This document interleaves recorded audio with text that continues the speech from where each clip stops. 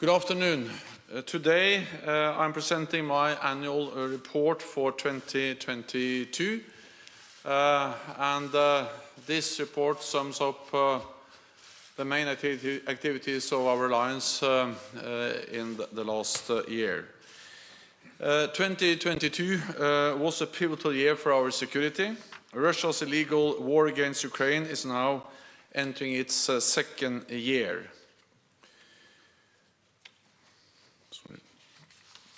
President Putin made a big strategic mistake when he invaded Ukraine. He expected Kiev would fall within days and the whole of Ukraine within weeks. But he underestimated the steely resistance of the Ukrainian people. He thought he could break NATO unity, but NATO allies are standing strong and united and providing unprecedented support for Ukraine. And he wanted less NATO, but he has got exactly the opposite, more NATO.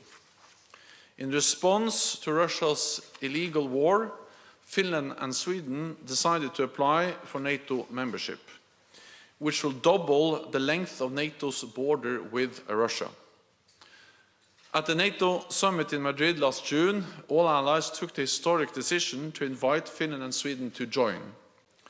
Both countries have addressed Turkey's legitimate security concerns and delivered on their commitments under the trilateral memorandum agreed in Madrid. Turkey is now ready to ratify Finland's membership of NATO. I welcome that decision, and I look forward to the Grand National Assembly ratifying Finland's accession before the upcoming Turkish general election. I also welcome that the Hungarian parliament will vote on Finland next week. The most important thing is that both Finland and Sweden become full members of NATO quickly, not whether they join at exactly the same time. And I will continue to work hard to ensure that Sweden becomes a full member as soon as possible, because the accession of Finland and Sweden will make them safer, our alliance stronger, and demonstrate that NATO's door remains open. President Putin wants a different Europe. He sees democracy and freedom as a threat, and he seeks to control its neighbors. So even if the war in Ukraine ended tomorrow, the security environment has changed for the long term. Putin's invasion last year was a shock, but it was not a surprise. It was the culmination of a pattern of aggressive action. And in response, since Russia's illegal annexation of Crimea in 2014, NATO has implemented the largest reinforcement of collective defense in a generation. So when Russian tanks rolled into Ukraine, we were ready. Within hours, we activated our defense plans from the Baltic to the Black Sea. We put 40,000 troops under NATO command with a significant air and maritime presence, and doubled the number of NATO battle groups from 4 to 8. At the same time, NATO allies have provided Ukraine with significant support, supplying advanced weapon systems and ammunition to help Ukraine defend itself and regain territory.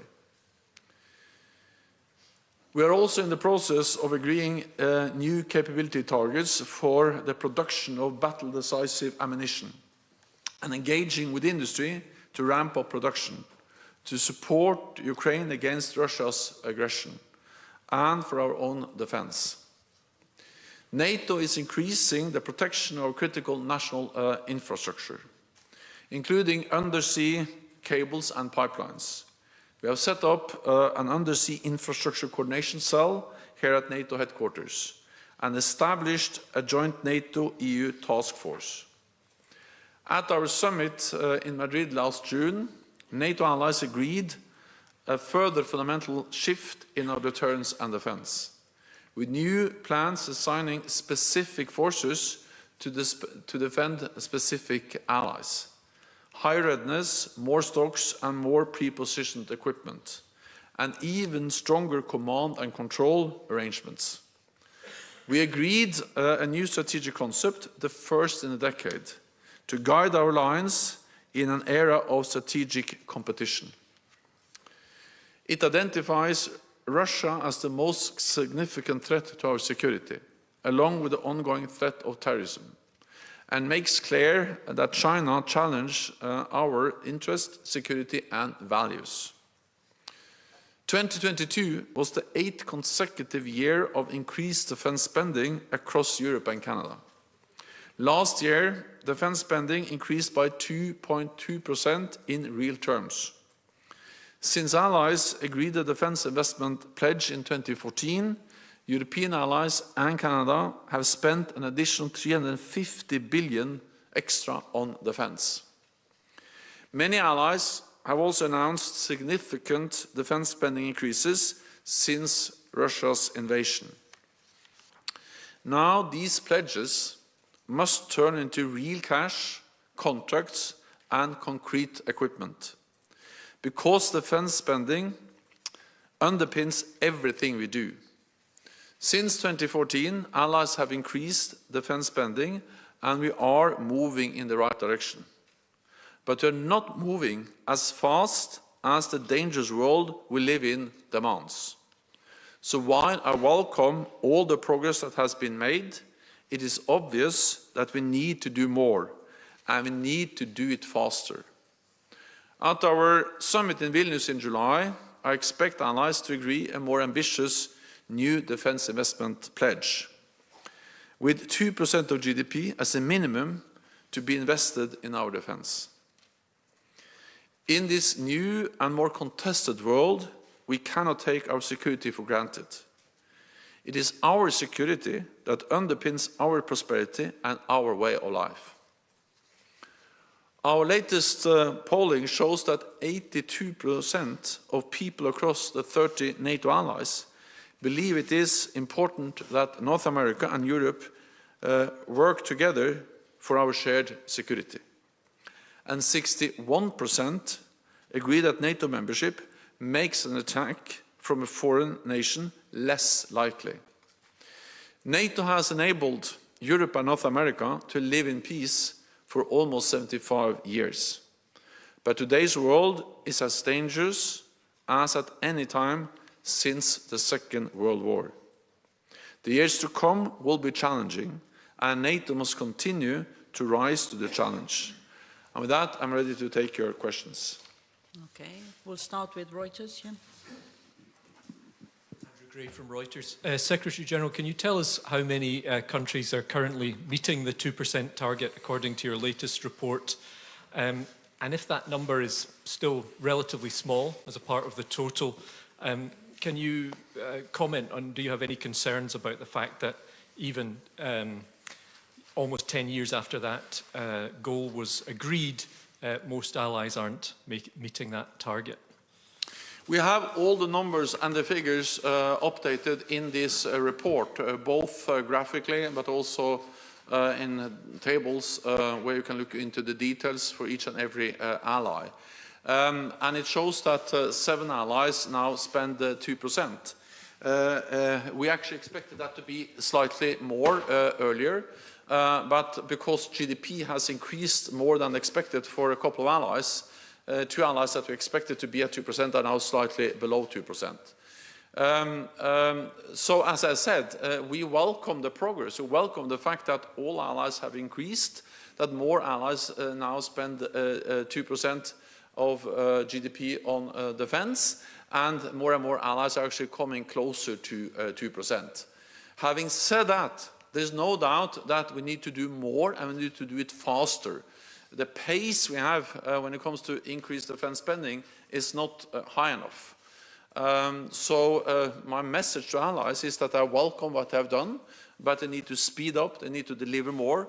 In a more dangerous world, we need to invest more in defense.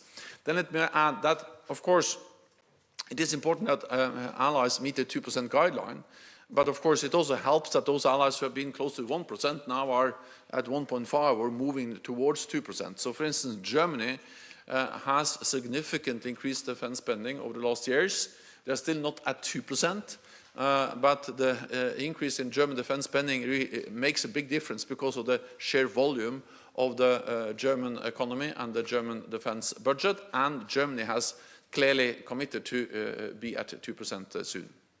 Okay, we'll go to Associated Press. Secretary General Lauren Cook from the Associated Press. You just met with the Hungarian foreign minister, and I understand from some remarks that he's made in Brussels that you intend to go ahead with a ministerial level meeting at some point, NATO Ukraine, and I wondered why you've made that decision to go ahead despite what I understand to be existing Hungarian objections. And if I could briefly, I'd be very interested in any remarks you might have about the Chinese peace plan that President Xi and President Putin are talking about at the moment. Thank you. First, on the peace plan. It is for Ukraine to decide what are acceptable conditions for any peaceful solution. And China therefore needs to start to understand Ukraine's perspective and to engage with President Zelensky directly if it's serious, if it wants to be serious about peace. We also need to remember that China has not been able to condemn the illegal war or aggression by Russia against Ukraine.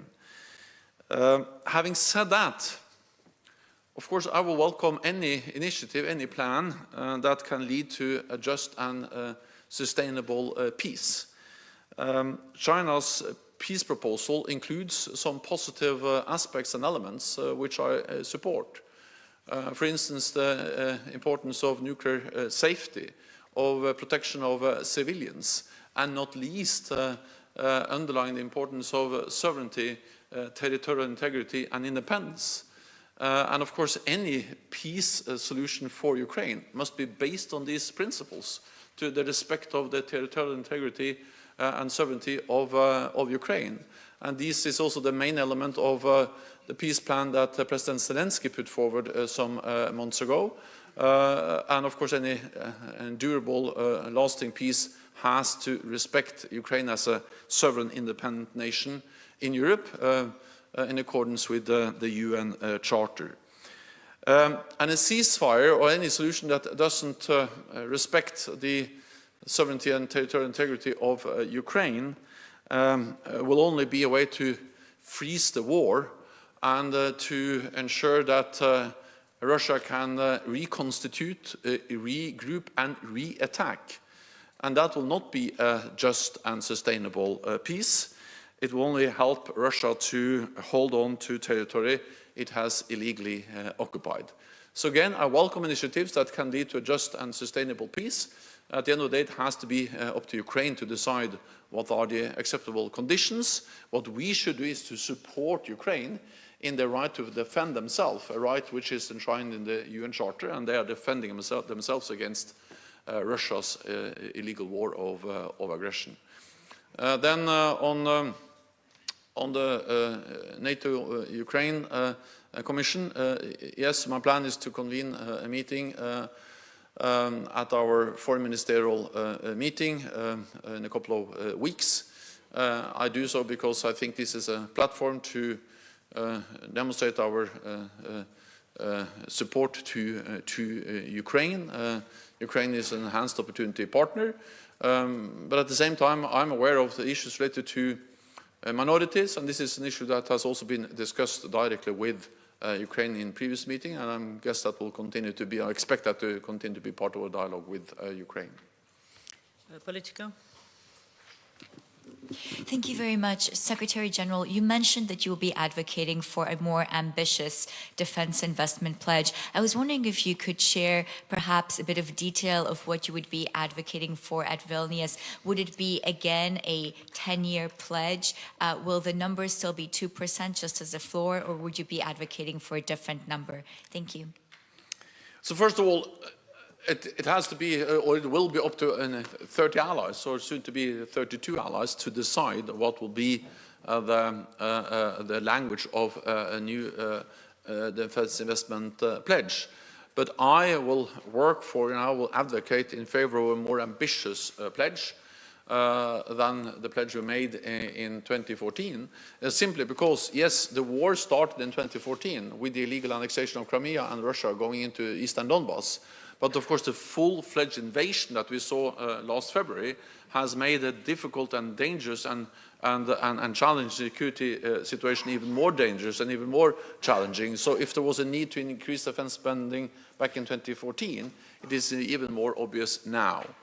And of course, we also have to build on the progress we have made. Back in 2014, the majority of NATO allies were reducing their defense budgets. Total defense spending across Europe and Canada was going down year by year. So we were on a downward trend, and only 3 allies spent 2% or more on defense. Since 2014, that picture has totally changed. Now all allies have increased defense spending. And in totality, we now have 8 consecutive years of more defense spending across Europe and Canada. So we are in a totally different place than where we were in 2014 when things were going down. Now they're going up and they're going significantly up, defense spending. So of course, when you then agree a new defense investment pledge at the summit in Vilnius, it has to build on the progress we have already made and take into account the fact that we live in a more dangerous world.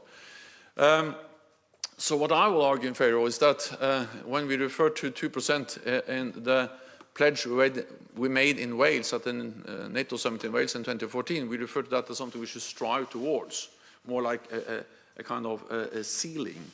But now we should refer to 2% more as a floor, a minimum. And of course, then we had a kind of 10-year perspective, 2014 to 2024. Now I think we should be all understand that this is a kind of immediate need to be there, and we have had now 10 years already to move towards 2%. So I expect actually the reality that the majority of allies could be able to be at 2% very quickly. Agence France Presse, here. Yeah, thanks. Thank you very much, Secretary General. Just returning to the issue of China, do you have any more information on whether China is planning or is actually supplying arms to Russia for the war in Ukraine? And more specifically, what is your message to President Xi as he meets with a leader who is now accused of committing war crimes? Thank you. So first, we haven't seen any proof that China is delivering lethal weapons to Russia. But we have seen some signs that this has been a request from Russia, and that this is an issue that is considered in Beijing or by the Chinese authorities. And therefore our message has been that China should not provide lethal aid to Russia. That will be to support an illegal war and only prolong the war and support the legal invasion of Ukraine by Russia. That's something that China, of course, not should do. Then, of course, the meeting that takes place in Moscow is part of a pattern we have seen over the last years, where China and Russia are coming closer and closer. We have to remember that just a couple of weeks, or a few weeks before the invasion last February, President Xi and President Putin met in Beijing, where they signed a joint declaration promising each other a partnership without any limits. And we see how China and Russia are coming closer and closer in the military domain. They have joint exercises, joint patrols, naval and air patrols in the economic domain, and also in the political and diplomatic domain. So the meeting in Moscow is part of that pattern where China and Russia are working more and more closely and building a stronger and stronger partnership. Slovenian TV over there, yeah. Igor Juric, Slovenia, over there. Slovenian television. Secretary General, just a short question. How do you see, and of course also comment, the latest development in the relations between Serbia and Kosovo, especially after this Ohrid meeting of both leaders? Well, also I welcome the agreement, and the important thing now is the full implementation, the speedy and full implementation of the agreement between Belgrade and Pristina. And of course, we strongly support the EU-facilitated dialogue. We, NATO allies and NATO provide political support. We have been in close contact with the EU, but also with Pristina and Belgrade. And of course, we support also the efforts to find a peaceful solution through our KFOR mission, close to 4,000 NATO troops in Kosovo, which are key to facilitate and support a political process. So we welcome the agreement. The message is that it has to be fully and quickly implemented by both parties. Frankfurt Allgemeine. Thomas Kuschka, Frankfurt Allgemeine Zeitung. Two questions. The first is for clarification. Has Hungary formally agreed to another meeting of the NATO-Ukraine Commission? And the second one is on ammunition. Yesterday, EU foreign and defense ministers took the decision to provide Ukraine with 1 million artillery shells within 12 months.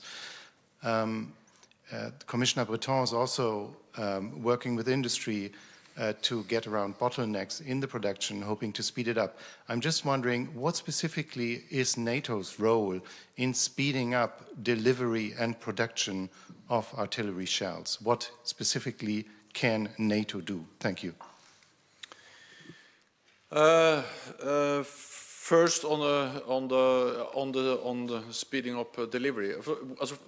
NATO has many tasks. So first of all, it's for us to set the guidelines, and we started last year to revise our guidelines, not least for battle-decisive ammunition, which includes artillery shells, to ensure that allies started to ramp up production, both to replenish the stockpiles, which they have depleted to provide support to Ukraine, but of course also to be able to continue to deliver support to Ukraine. We met with the defense industry, we met with our armored directors, and the message was very clear: ramp up production. And I welcome that already several allies have signed contracts.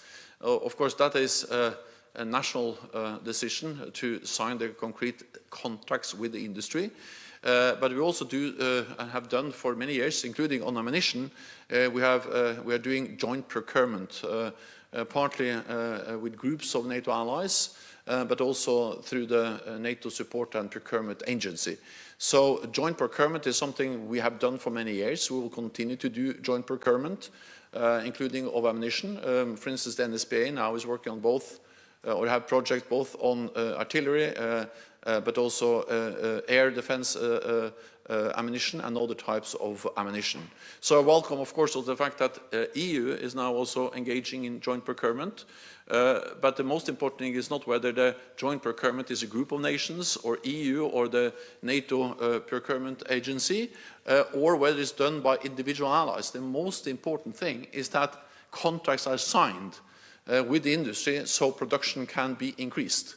And we have already seen more contracts being signed, and we welcome all the different initiatives in different formats for joint procurement, because we think that can help to speed up and also utilize the economy of scale.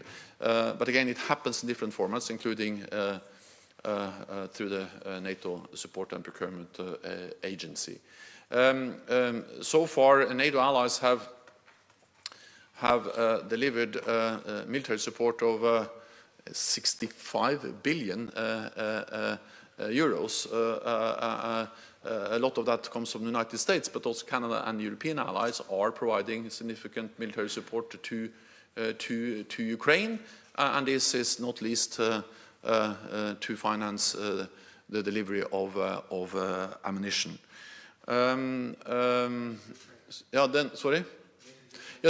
Well, it's my prerogative to convene the NATO-Ukraine Council. And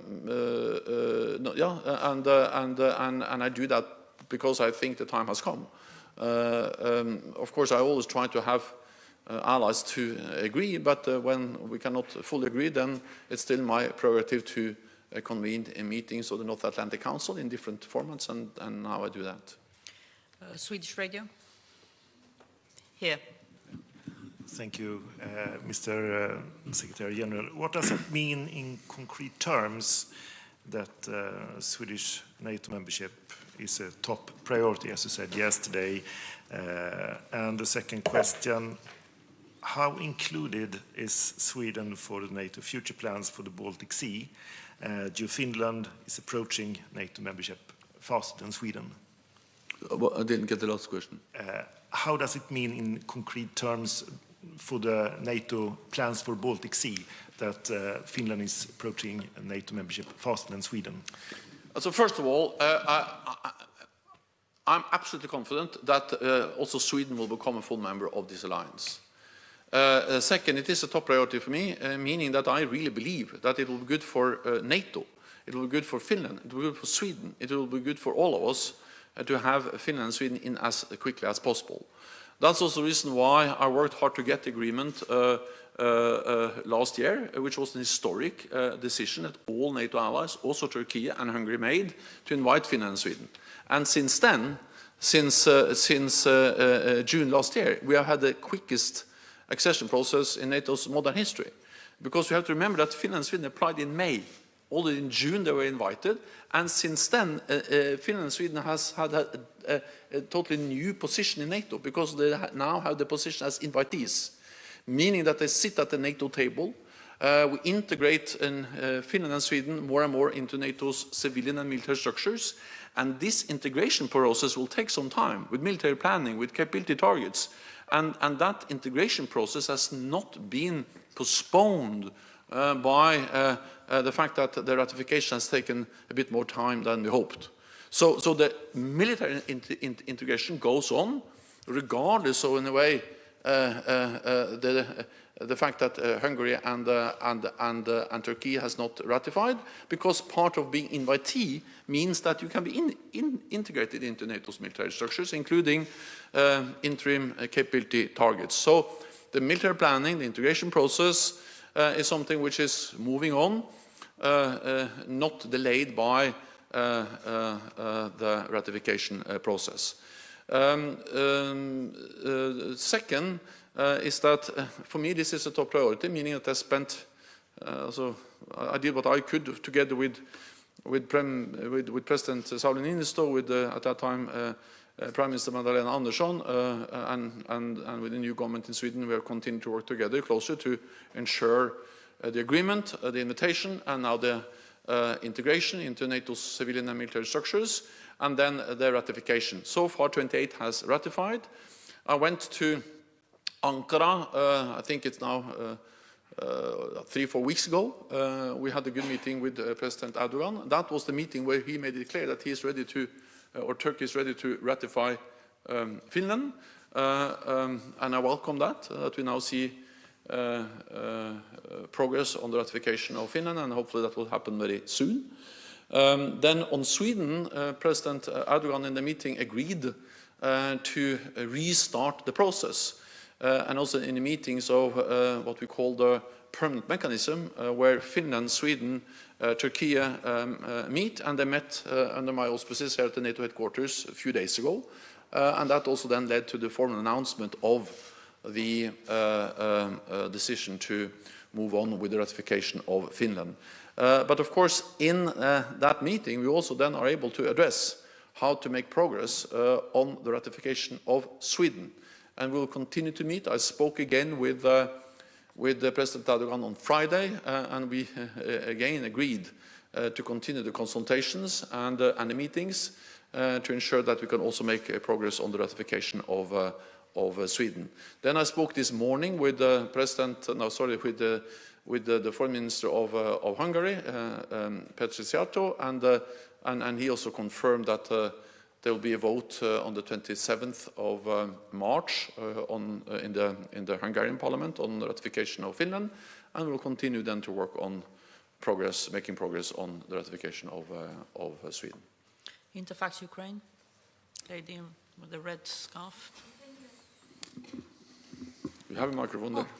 Thank you, Anna. News agency, Ukrainian news agency, Interfax Ukraine, Irina Sommer. Follow up on NATO-Ukraine Commission. Secretary-General, is it mean that we can see from now on that such kind of meeting will take place regularly, on the regular basis, and even that participation of the president, Ukrainian president, Mr. Zelensky in Vilnius also will take place in this format, NATO-Ukraine Commission? And second question is, don't you think that time came to denounce NATO-Russia-Rome agreement, which established also NATO-Russia Council? Thank you. NATO allies worked for a meaningful dialogue with Russia for many, many years. Russia has walked away from that dialogue, so that's not functioning. It is not possible to have a meaningful dialogue with Russia when they are conducting a legal war of aggression against Ukraine. But we used the NATO-Russia Council up till the invasion. We have to remember that we actually met in this building in January, just a few weeks before the invasion, to try to convince and to try to use all diplomatic and political channels to prevent President Putin, Russia, from implementing to follow through on their plans to invade Ukraine. So the NATO-Russia Council was an important instrument in our efforts to try to establish some kind of meaningful dialogue with Russia. We used it to try to prevent the invasion of Ukraine, but since the invasion, this has no meaning. We cannot have any meaningful dialogue with a country that is responsible for an illegal war of aggression against the neighbor Ukraine. So we don't have meetings, of course, in this council now. Then when it comes to the NATO-Ukraine Council, this is an established framework. I have the mandate to convene it. I have, in respect for the issues that Hungary has raised, I have not convened that for some time, but now I will continue to convene the meetings of the NATO-Ukraine Council, the Commission, and I will start with a meeting at the Foreign Ministerial meeting. I have not planned any more meetings, but of course this will not be a one-off event. We will continue to have meetings. When it comes to the summit, we have not decided finally on the formats, but I have made it clear that I will invite President Zelensky to the summit. Exactly in what format we will meet, that has not yet been decided. Bloomberg. Natalia Drozdiak from Bloomberg. I just want to follow up on the question about Sweden's ratification. Do you still expect Sweden to be ratified by both Turkey and Hungary by Vilnius? And then secondly, on the question about MiG fighter jets, Poland and Slovakia pledged, what impact do you expect this to have on the battlefield? And have any allies expressed concern about these deliveries, especially with regards to escalation? Thank you.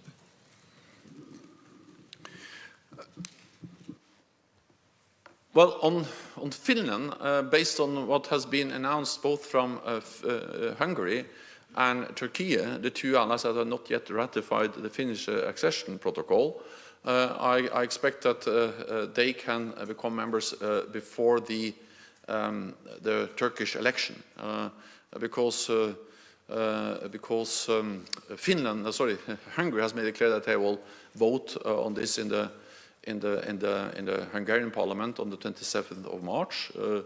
So that's I base what I say on what they have publicly said and also told me, and also Turkey has made it clear that the plan is to ratify before the Turkish parliament goes into recess ahead of the Turkish election. Of course, I cannot guarantee on behalf of national parliaments. At the end of the day, it's national parliaments that make the decisions. And I've been a parliamentarian and also prime minister myself. I'm always very careful not speaking on behalf of parliaments. Parliaments are sovereign bodies. They make their own decisions, but at least that's what has been announced. And based on those plans and those announcements, Finland will be a member very soon and before the Turkish elections or before the Turkish parliament goes into recess based on what they have said. Then on Sweden, I will not give you any exact dates. But I will just tell you that this is a top priority, and I will work hard to ensure that also Sweden becomes a full member and that the ratification process can be finalized as soon as possible.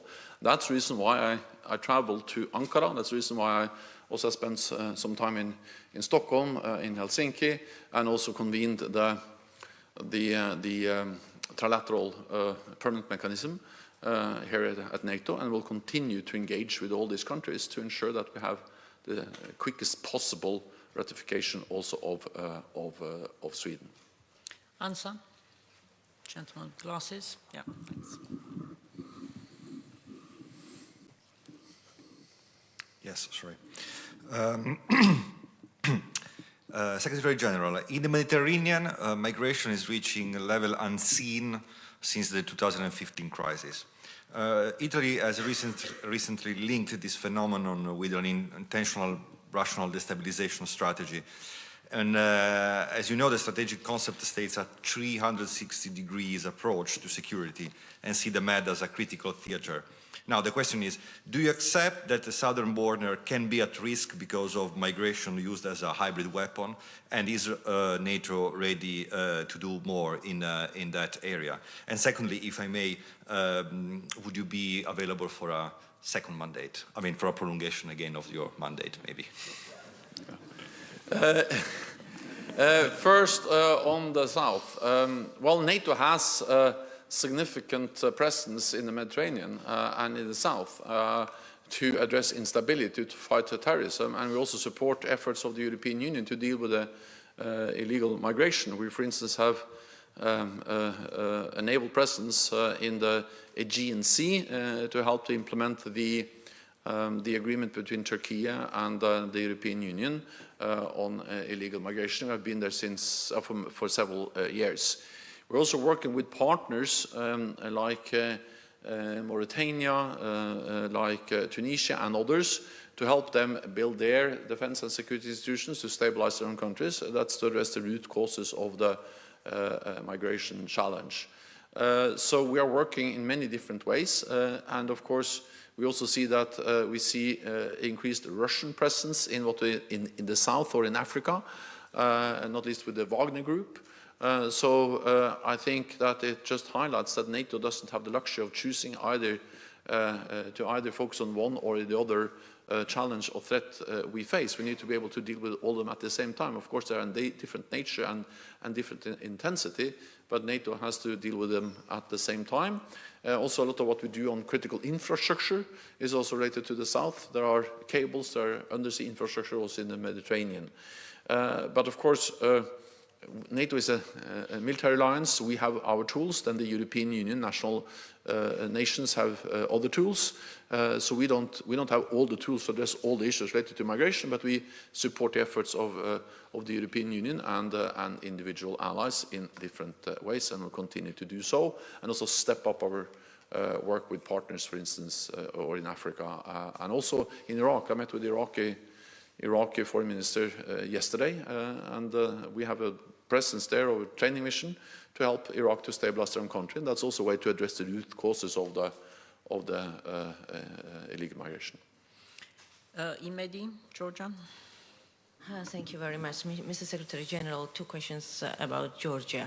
First, as we are waiting for Vilnius summit this summer, and for more support from NATO, what can you tell us more about it and overall evaluation of 2022? And also, can you comment on recent developments in Georgia? I mean, presentation in Georgian Parliament, foreign agent draft, and in 2 days it was voted down. So can you comment on this? Thank you very much. So I welcome the decision by the Georgian Parliament to vote down or to withdraw the draft law on foreign influence or foreign agents because it's incompatible with Euro-Atlantic values and the protection of fundamental freedoms. So I welcome that this proposal was withdrawn and then not supported by the Parliament in Tbilisi. I encourage Georgia's political leaders to work together on reforms urgently needed. And of course, NATO has also worked with the government of Georgia to implement these reforms, to strengthen democratic institutions, to strengthen democratic control over the security services, and also to fight corruption. The Georgian people have made it very clear that they want a democratic, prosperous Georgia that is integrated into the Euro-Atlantic region, and NATO will continue to be a partner to those aspirations. Okay, we'll go to Icelandic National TV. Björn Malmquist from Icelandic National Television. You've talked a lot about Ukraine. Understandably, the focus of the alliance has been there in recent months.